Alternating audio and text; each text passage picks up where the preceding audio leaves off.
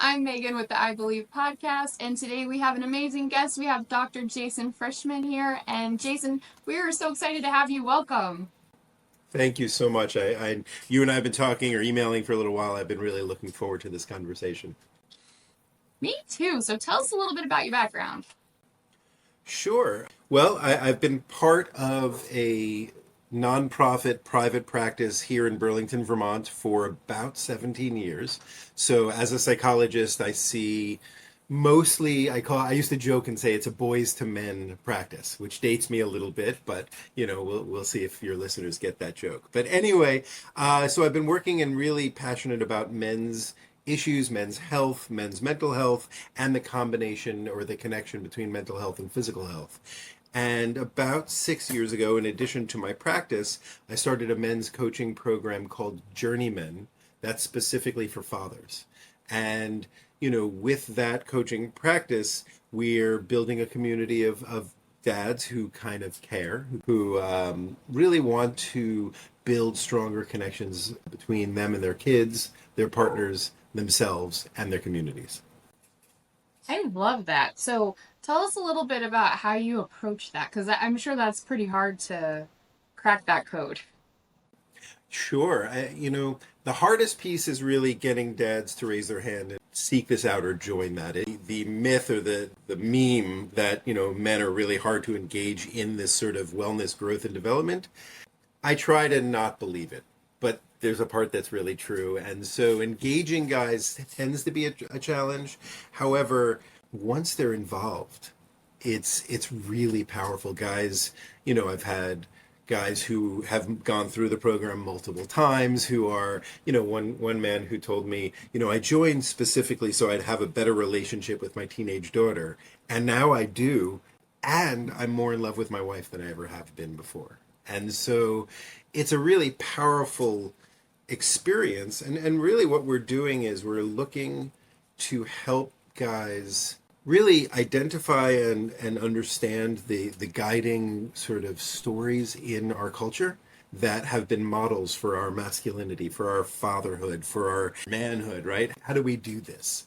And we really challenge it. So in Journeyman, there's a little bit of a social action and social justice bent, a service bent, because, as I say, a connected father is a social activist. We are changing the world. And so the way we do that is really questioning this sort of epic, legendary requirement for men that we've got to be out there battling dragons and, getting treasure in these epic adventures. And so what we do is we talk about building what I call foundational adventures. And in the foundational adventures, there's the everyday. All of these actions, all of these things, right? We've got to do dishes, we've got to clean the bathroom, we've got to do all these things.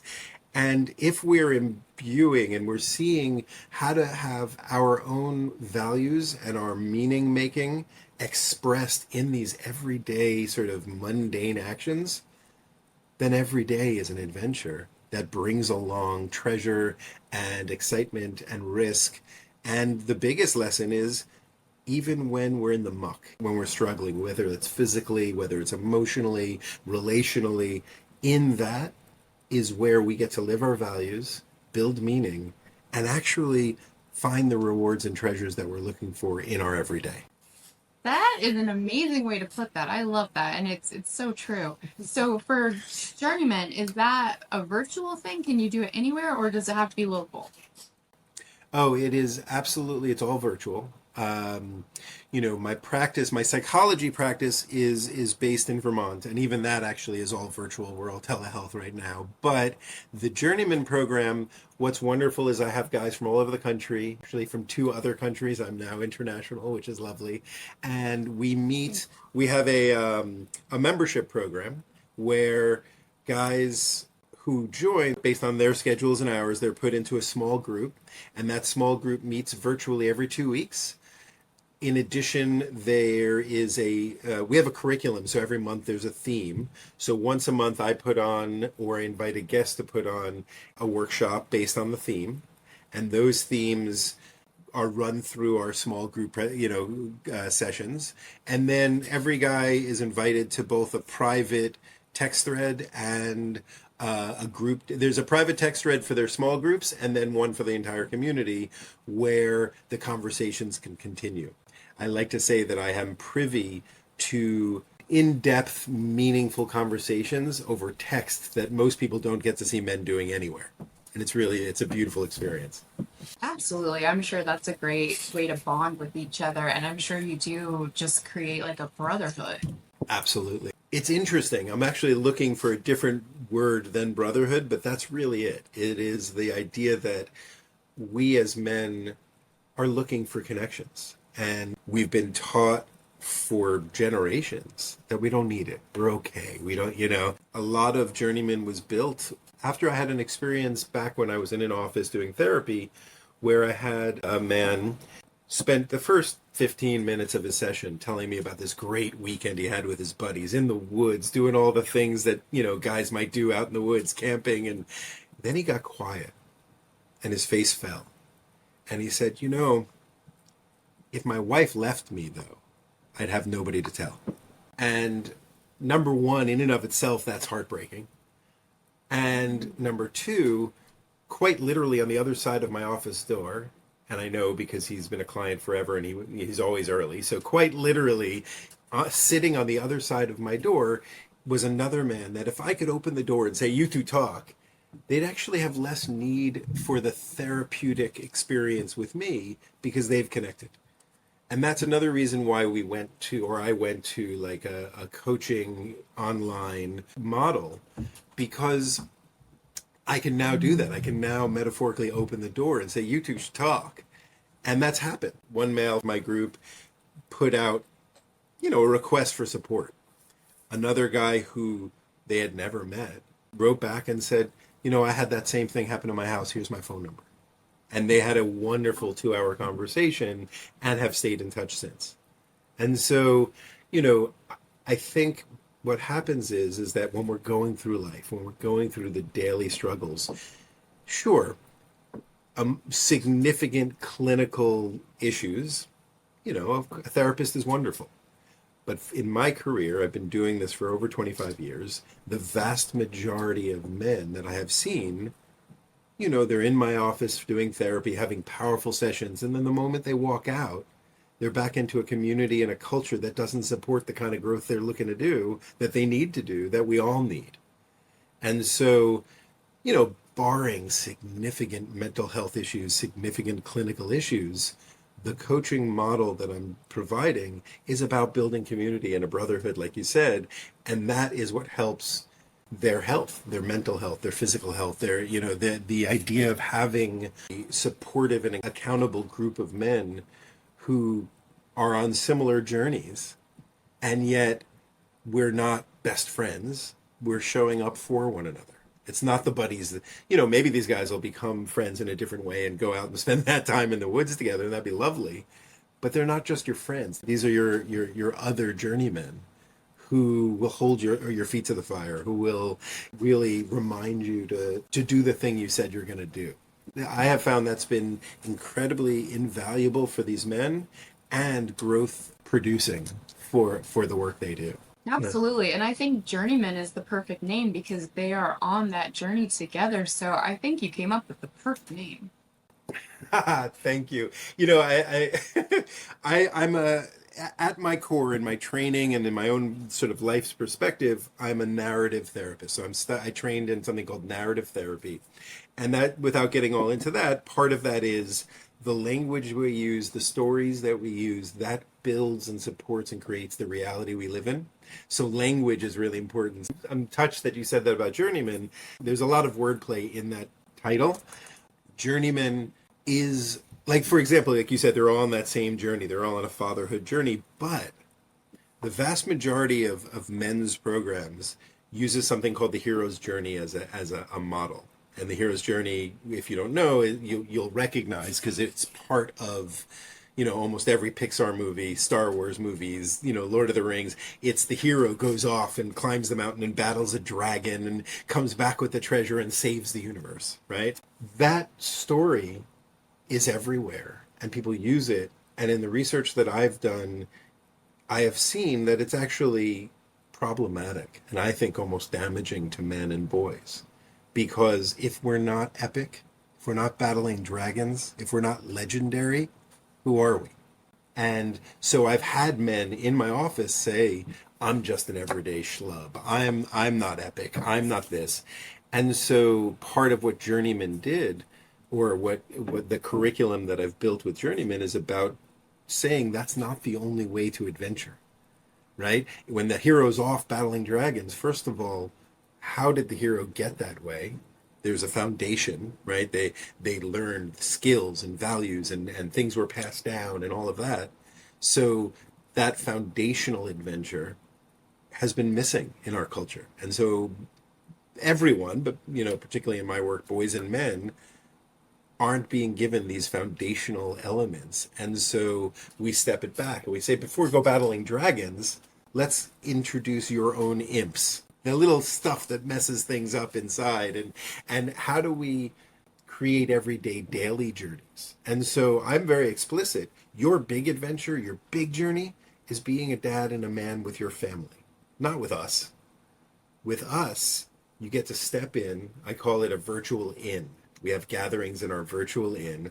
You get to step in the inn, drop your shoulders, and be you, and get supported and share your story and learn new skills, or get some information from the weird guy in the corner. Right? However it goes, that they're all on a journey, but they're on their own journeys. They just come together to give each other and receive support. So it also harkens back, in the sort of European apprentice master sort of guild system for artisan work, there was, in between apprentice and master, there was what's called a journeyman. And a journeyman was good enough not to be apprenticed, but not good enough to be a master. And they worked on daily things. If I'm a blacksmith, I'm going to make things 100 million times. And they were given the opportunity to go off to neighboring villages or neighboring towns, ply their trades, but then come back. And to me, this is the essence of sort of masculinity and fatherhood is, yes, we do have to go somewhere but we're going to come back and perfect our everyday actions, because that's really the art and the beauty of living as a father, as a man, is to be able to serve the people whom we love and whom we care about, as well as ourselves, including ourselves. Yes, and I would just like to add that as a parent, sometimes the most heroic thing you can do is count to 5 and talk calmly and not blow your top and scream. And if you do that you're not just a schlub, you are doing the work. 100%. Aura Biosciences is a clinical stage biotechnology company focused on developing precision therapies for solid tumors that aim to preserve organ function. Our lead candidate, Belsar, is currently in late-stage development for primary choroidal melanoma and in early-stage development in other ocular oncology indications and bladder cancer.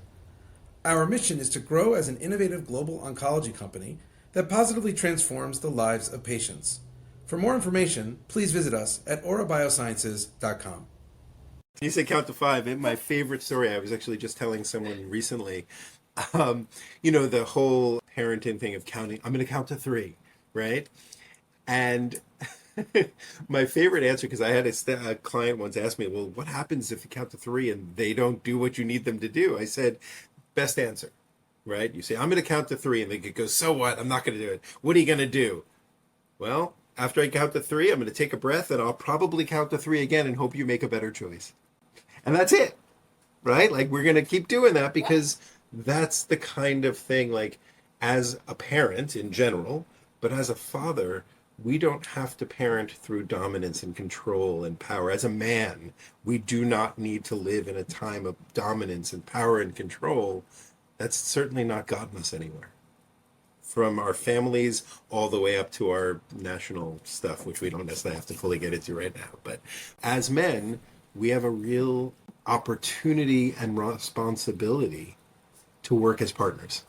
I love that. It's so true that everyday journey, that's where the hero pops up. You don't have to go on a big quest and do some great epic thing. Just showing up every day, that's epic. Absolutely, 100%. And you get this opportunity. And if we look at that definition, you get to be a hero multiple times a day. That's a nicer thing.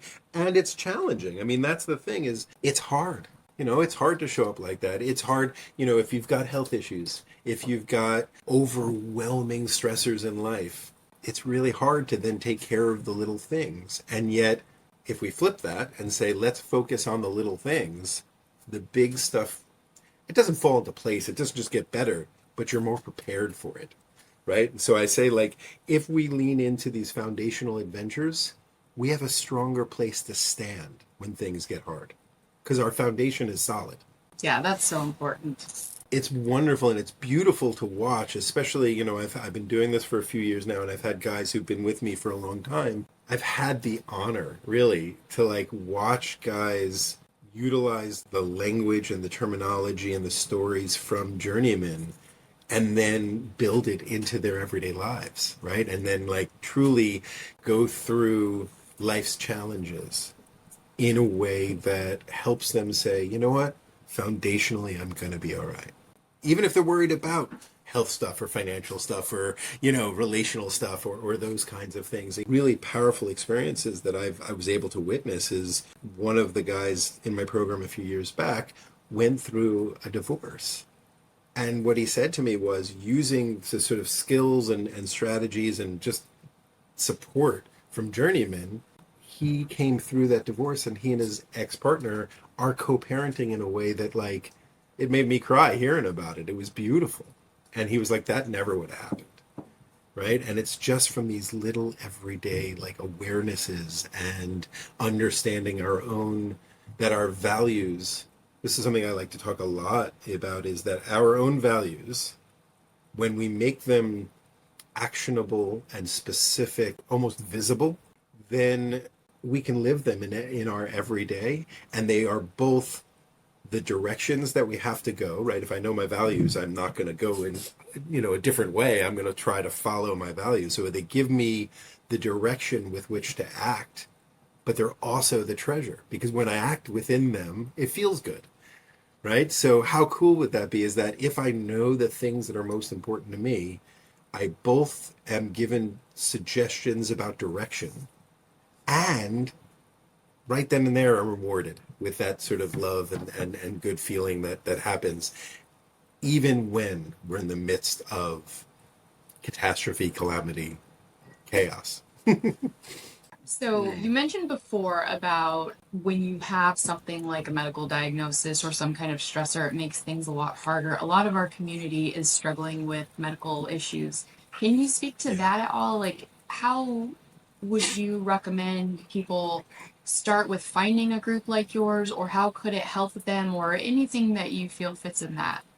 We've worked with men who've gone through lots of different life experiences and things. And the first thing I would say is, and I've seen this, I actually started part of my career in Vermont working in hospitals and working with sort of lots of intense diagnoses and whatnot. And what I have witnessed for years is if we know what's really important, if we are, and I mean explicitly, I call it a values compass, and I have guys fill out the directionals on a compass, literally on a piece of paper, and tape it to the front of their phone so that they not only can look at it on their phone, but have to literally move it to get to their phone. So it is front of mind.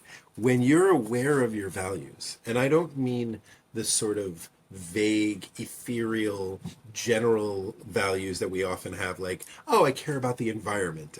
That's lovely. But I'm talking really specific about the things that are most important to you. When you're aware of those things, even amidst scary, big diagnostic, challenges, then like, all right, I really care about this thing, then I'm going to do that. I can be more fulfilled and I can live in a way that, not that I have no regrets, but rather I can live knowing that I'm living my own life in a way that I could be proud of. My guys, I might even, if they're listening, they'd be rolling their eyes because I say it a lot, is, when you finish an engagement or an interaction with a kid, a partner, a friend, can you walk away feeling proud of yourself? Right? And so when there's a medical issue, we're always going to be stressed. Watching individuals in my own life who have had these things. My grandfather passed in the spring, and he passed at a very ripe old age, and also, because of that, deteriorated. And that's, I'm not comparing that to any sort of medical diagnosis, but I am watching, in watching him, here's a man who, as a model for me, knew his values, knew what he believed in, knew what he cared with, and did right up until the very end. To the point where he was ready. Not ready in a sense of like, I'm at peace, I can disappear into the ether, but rather he was able to say what he needed to say and do what he needed to do in order to live the life that he wanted, all the way up to his moment, his final moments. And so when it comes to diagnoses and challenging medical issues, I think having a community, and this is where a group like mine I think would be really beautiful, is, again, these aren't your friends. Our friends have to be concerned with what's the right thing to say and what can I do, and I have to do something, right? This is a community of guys who aren't your friends. I mean, they may be friendly and they may become your friends, but they're not as concerned about the right thing to say, because in our community we support each other. What do you need to hear? How can I help you? Can I send a text that just says, how are you doing this morning? Castle Biosciences is a proud sponsor of this I Believe podcast. Castle's innovative uveal melanoma tests provide valuable information about the risk of your eye cancer spreading to help you and your healthcare team individualize the management of your disease. To learn more, visit castlebiosciences.com. So building these communities is essential, as is building a mindset of, I call it, I say the magic is in the muck. And when we're stuck in the muck, as hard as that is, as overwhelming and scary and hopeless as it may feel, if we have that mindset, we can find treasures and we can find joy in the muck. And that's hard. I'm not trying to minimize anyone's struggles or issues or challenges, but you can. And it's beautiful when it happens. I don't know, does that answer your question? Yeah, I think so. Yeah. It's a little more stressful when you've got a big medical thing over you. And so I think that connection and that sense of community is even more important when you're in one of those situations. So I think it's very important. Yeah, absolutely. And yeah, the ideas of, stress and all of what happens when you're managing diagnosis and all of the treatment and all the appointments and all of those things, if we're looking at our everyday as an adventure. And again, I never want to sort of say that flippantly. It's a real challenge. Life is hard, particularly when you have hard diagnoses and medical issues. And so I don't mean to diminish or minimize that. And yet we all carry mindset. The way we go through life and our perspective is a mindset. And so when we can start to adopt a sort of adventure journey perspective to the way we look at life, there's real joy and treasure that can come out of that.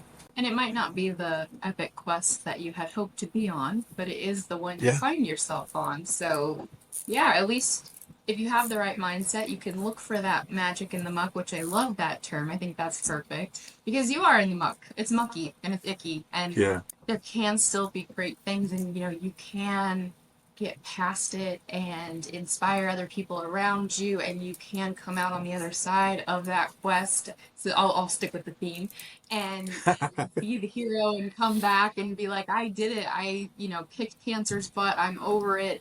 And you can be the one that inspires that next batch of people that unfortunately are coming in to deal with what you just went through. So I think that it's so important to know that you have that mindset and you have that ability to shift your mindset, because a lot of times when that diagnosis comes, your mindset is not pretty, but you can shift it, and it's not easy. And again, we don't want to say that flippantly. It's not easy, it's hard. But if you do, you can find those little magical moments and you can create something amazing out of it. I think that is the takeaway there. And so I think that is, I hate to use the word important again because I feel like I just said that 3 times, but it's so important. Our mindset is huge. And, we talked a little bit, we briefly touched on your mental health affecting your physical health. I don't know if you want to add to that, but I feel like that plays right into that.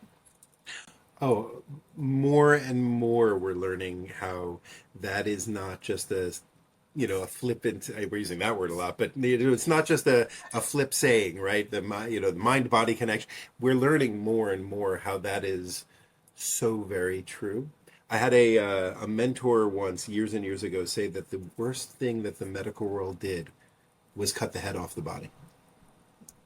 And this idea of we're separating mental health, emotional health, physical health.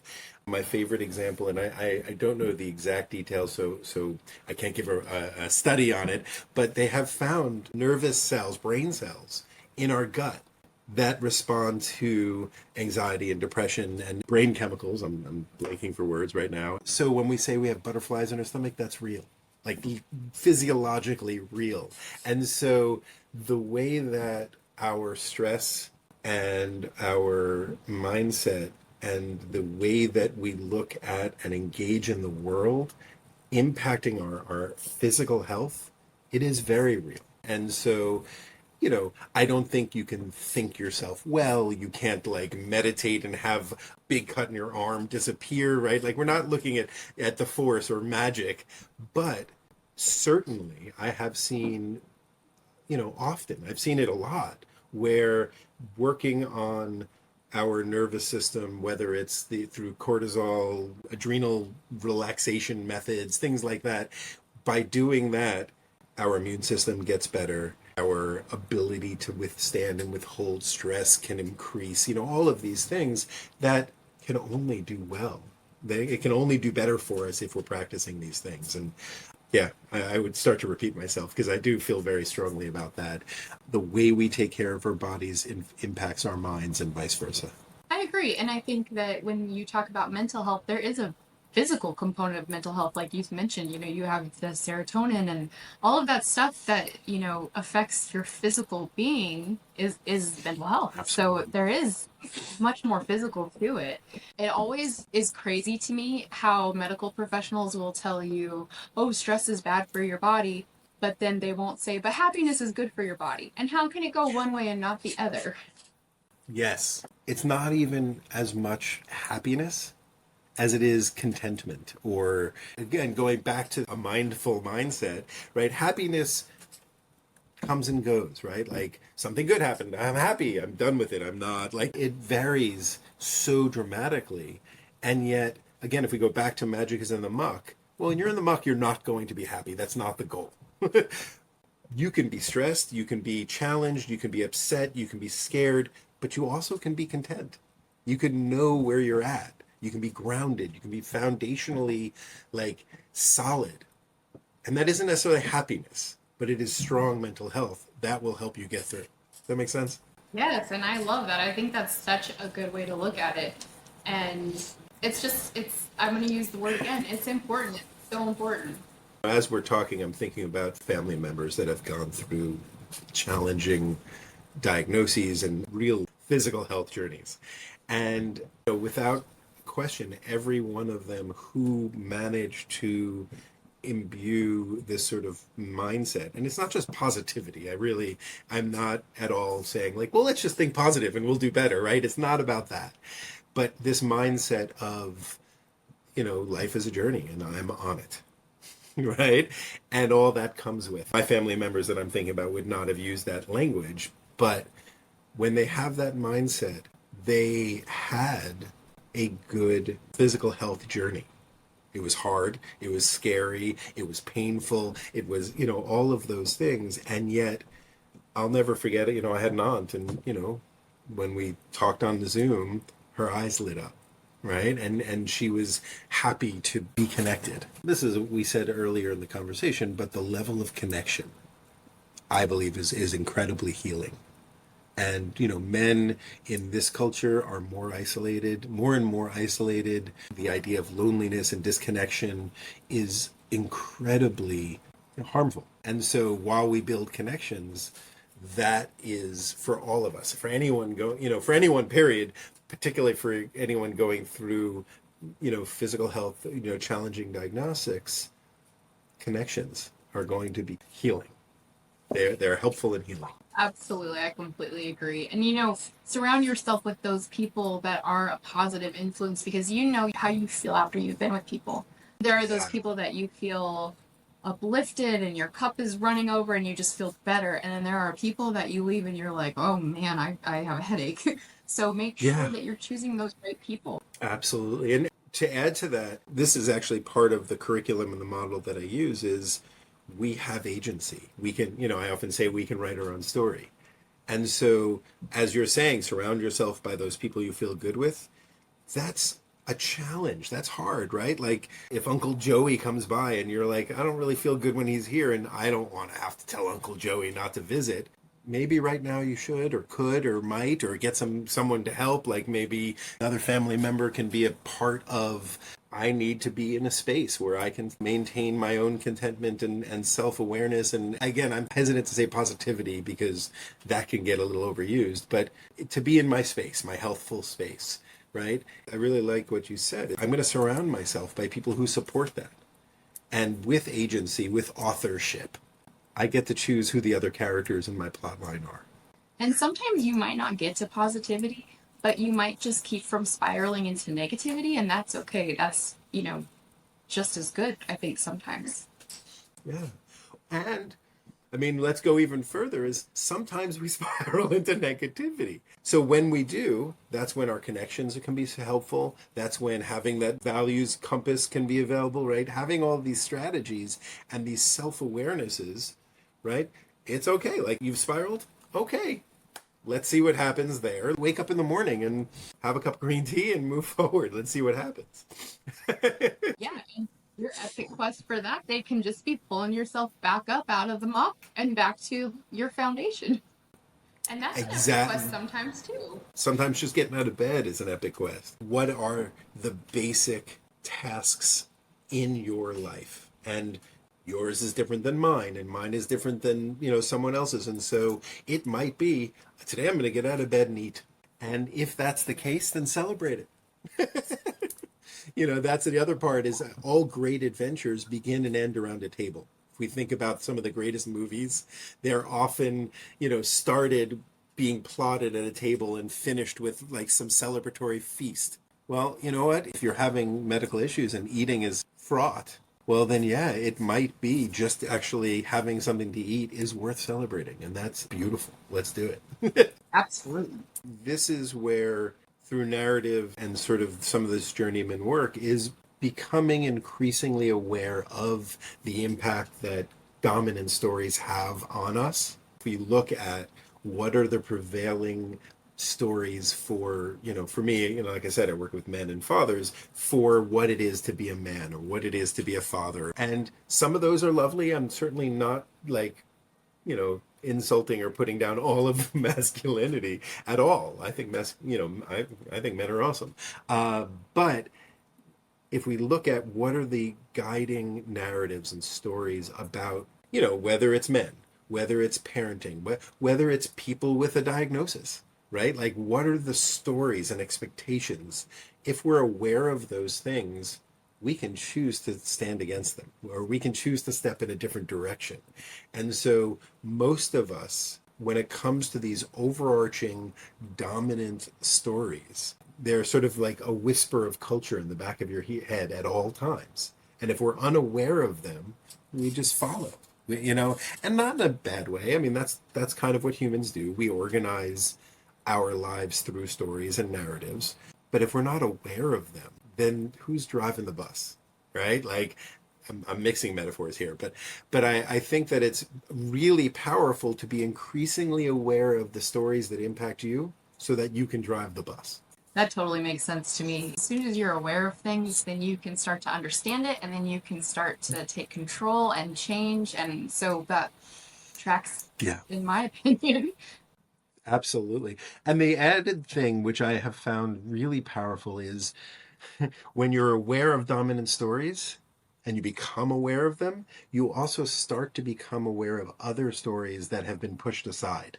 And so when I notice, men are supposed to not show their feelings. I mean, this is a sort of overwhelmingly used one, right? Like men are not supposed to ask for help or directions. Or when you notice that story is so powerful And then you look at it and you're like, well, but I asked for directions. I'm an exception? All right. Or who else are exceptions? What are the other narratives that have not gotten enough play or that have been brought into the light enough because these dominant stories are overshadowing? They're literally oppressive to other ways of being. And so I would challenge, right, if you are struggling with a diagnosis, well, what does society say about people with that diagnosis? And do you have to follow that story? Right? And whether it's being a man or a father or anyone, we can choose to author and live our own stories. And what is a challenge, it's also very freeing. I love that. I think that's perfect.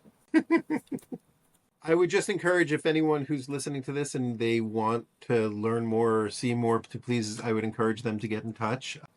Awesome. Okay, so where can somebody find you if they want to join your program or reach out? There's a couple things. One is right now at JourneyMen, it's just me. So if someone sends me an email, they will get a response that is not automated and not written by someone else.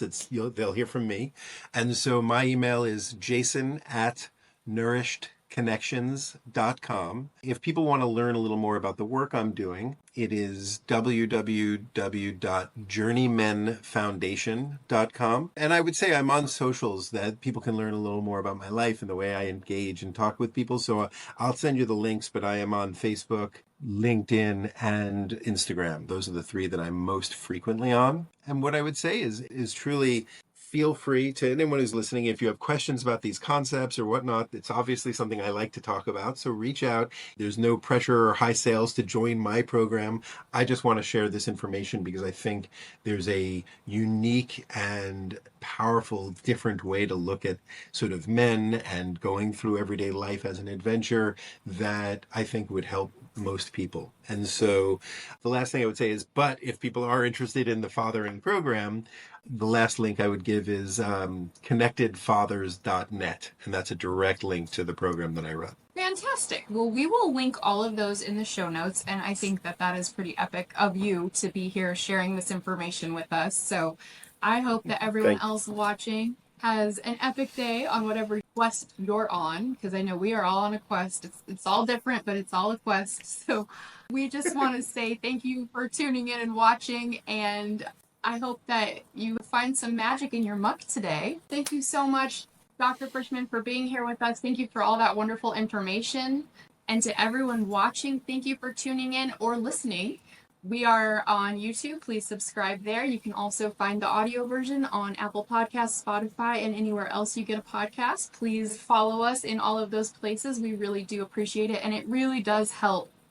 And then if you would like to go to our website, acureInsight.org, there is a button at the top to subscribe to our newsletter. We would love for you to do that. We send a newsletter out every month that gives you the latest updates, events, and all kinds of great information.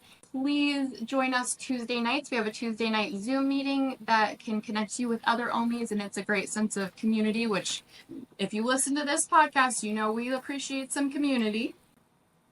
So thanks for tuning in, and we will see you guys next time.